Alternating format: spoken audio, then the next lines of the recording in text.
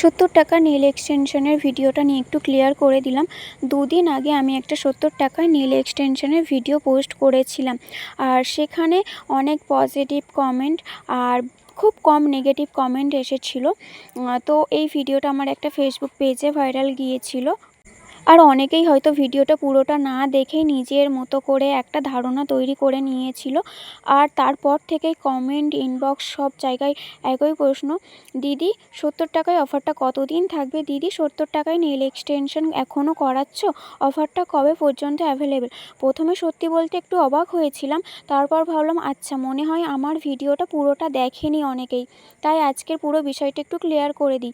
আমি কিন্তু কোথাও বলিনি যে আমি 70 টাকায় নেল এক্সটেনশন করাচ্ছি, মানে আমি ভিডিওর কথা বলছি। আমি ভিডিওর মধ্যে কোনো কথাই বলিনি যে আমি 70 টাকায় নেল এক্সটেনশনটা করাচ্ছি, বরং আমার ভিডিওর মেন পয়েন্ট ছিল একটা প্রফেশনাল নেল এক্সটেনশন 70 টাকায় কীভাবে করা সম্ভব।